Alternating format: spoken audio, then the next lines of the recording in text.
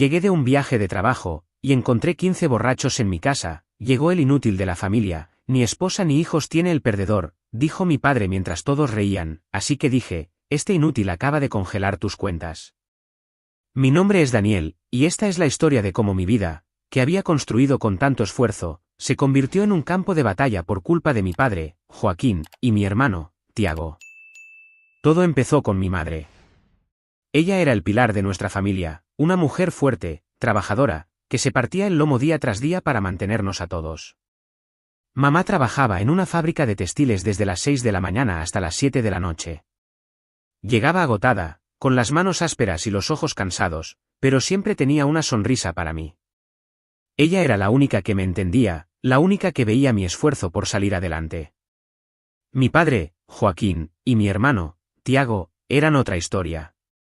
Para ellos, la vida era una fiesta interminable, licor, amigos, risas y cero responsabilidades. Mamá los mantenía, pagaba sus cuentas, sus cervezas, sus salidas, porque, a pesar de todo, los quería.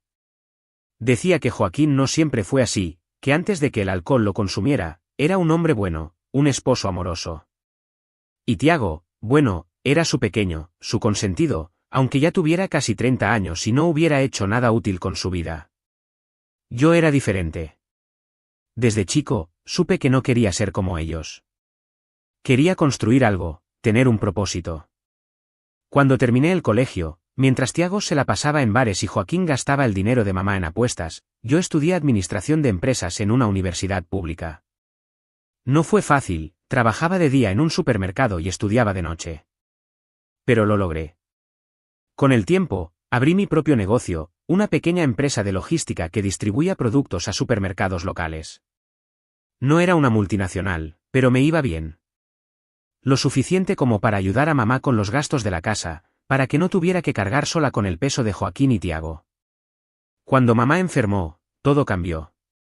Antes de morir, me llamó a su lado. Estaba débil, pero su voz seguía siendo firme.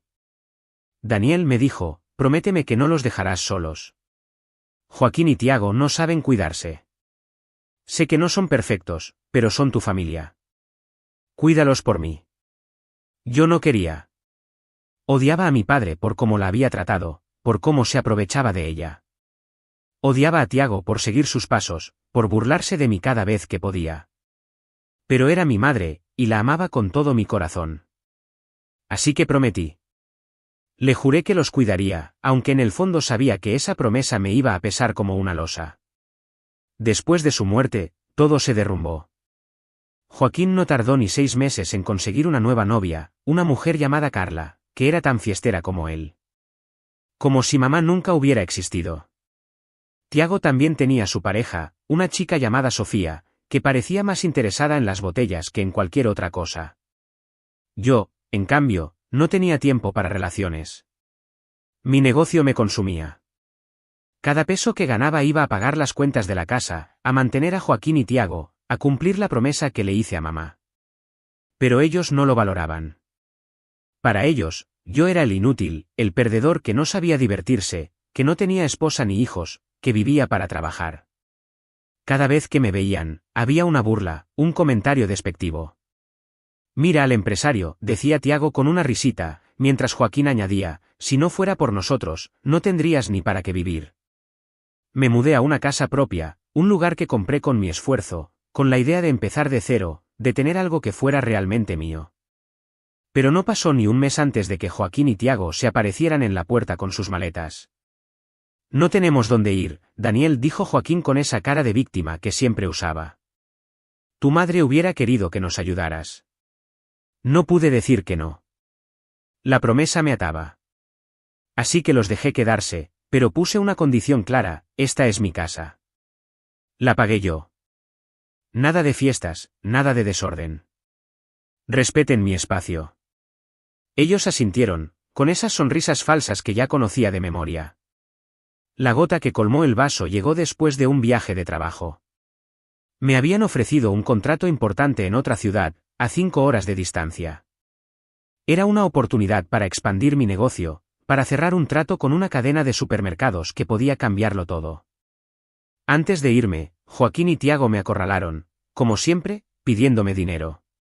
Para los gastos, dijo Joaquín, mientras Tiago añadía, no seas tacaño, hermanito. Les di 2 tarjetas de débito con un límite razonable, suficientes para que cubrieran comida y necesidades básicas mientras yo estaba fuera. No gasten de más, les advertí. Y recuerden, nada de fiestas en mi casa. Asintieron, pero sus miradas decían otra cosa. El viaje fue un éxito. Firmé el contrato, y por primera vez en mucho tiempo, sentí que todo mi esfuerzo valía la pena. Estaba agotado, pero feliz. Solo quería llegar a casa, tomar un baño caliente y dormir. Había estado fuera 5 días, lidiando con reuniones interminables, y lo único que deseaba era paz. Pero cuando abrí la puerta de mi casa, el mundo se me vino abajo. El olor a licor me golpeó primero. Luego vi el desastre, vasos rotos en el suelo, muebles manchados, botellas vacías por todos lados. La sala, que había decorado con tanto cuidado, parecía un basurero. Y en medio de todo eso, había unas 15 personas, todas borrachas, riendo a carcajadas. Reconocí a algunos amigos de Joaquín, a Carla, a Sofía, y por supuesto, a mi padre y mi hermano, sentados como reyes en mi sofá. La música estaba a todo volumen, y nadie parecía notar el caos a su alrededor. Me quedé paralizado en la puerta, con la maleta en la mano, sintiendo como la rabia me subía por el pecho.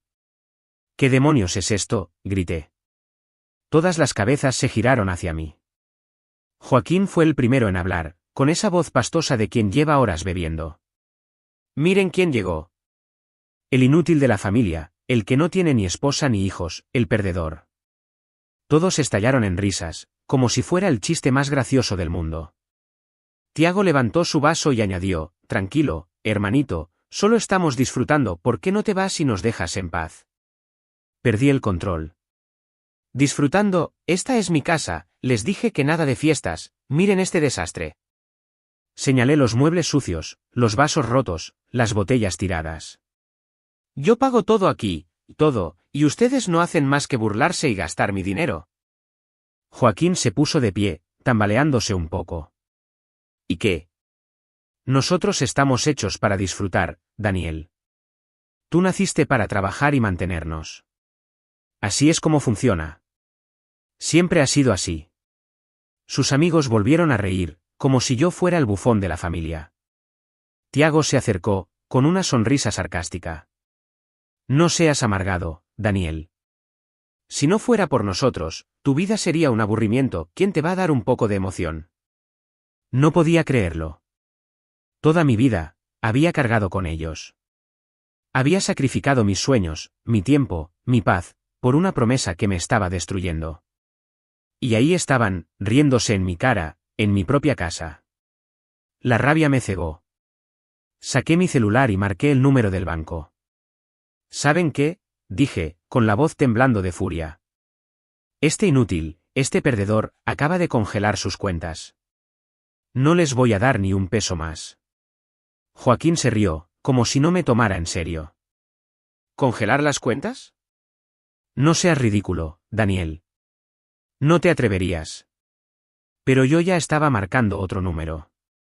Policía, dije en voz alta, asegurándome de que todos me oyeran. Necesito que vengan a mi casa. Hay 15 personas que han invadido mi propiedad. Vengan a sacarlos. Las risas se apagaron por un momento, pero luego volvieron, más fuertes. Qué dramático, dijo Carla, mientras Tiago me miraba con desprecio. Eres patético, Daniel, llamar a la policía, ¿en serio? No respondí. Me quedé de pie, con el celular en la mano, esperando. 15 minutos después, 2 patrullas llegaron. Los agentes entraron y se encontraron con el desastre. ¿Quién es el dueño de la casa?, preguntó uno de ellos. Yo respondí, señalando a Joaquín, Tiago y sus amigos. Estas personas entraron sin mi permiso y destruyeron mi propiedad. Joaquín intentó defenderse, diciendo que era su casa también, que era mi padre, que yo no podía hacer eso. Tiago gritaba que yo era un egoísta, que solo les tenía envidia porque ellos tenían una vida exitosa y alegre. Los agentes no les hicieron caso. En menos de media hora, todos estaban fuera, algunos esposados, otros protestando mientras los subían a las patrullas. Joaquín me miró con odio antes de que se lo llevaran. ¿Te vas a arrepentir de esto? Daniel dijo. Tiago solo escupió al suelo y me llamó traidor. Cuando se fueron, me quedé solo en medio del desastre. Mi casa, mi refugio, estaba destrozada. Los muebles que había comprado con tanto esfuerzo estaban manchados, algunos rotos.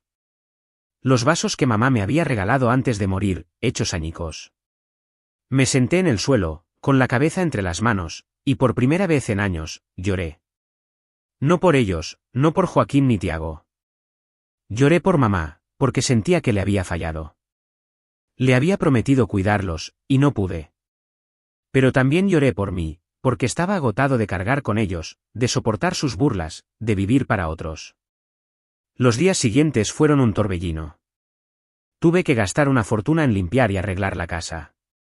Compré muebles nuevos, reemplacé los vasos rotos, contraté a una empresa de limpieza para quitar las manchas y el olor a licor.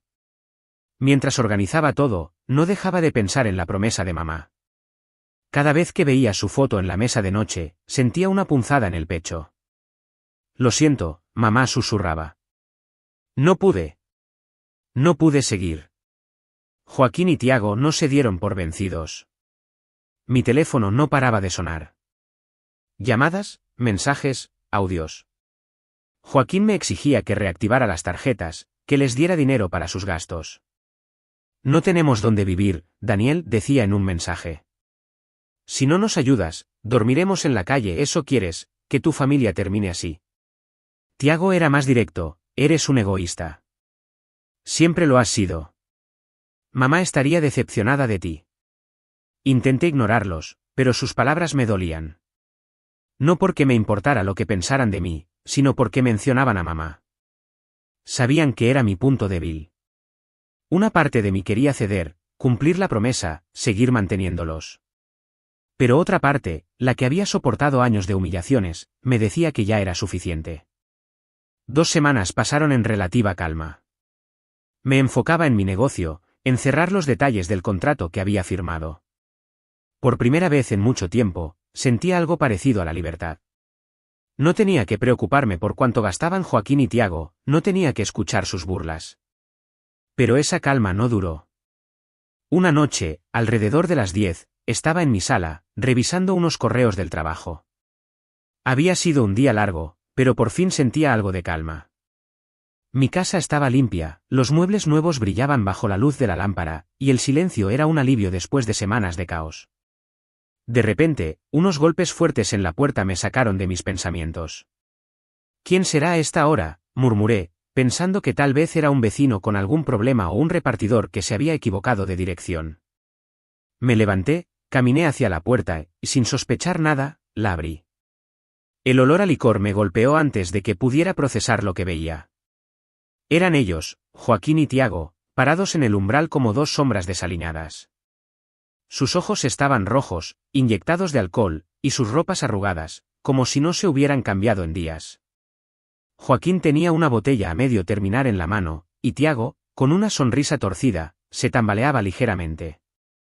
Detrás de ellos, en la oscuridad, vi a Carla y a Sofía, sus respectivas novias, riéndose como si todo fuera un juego.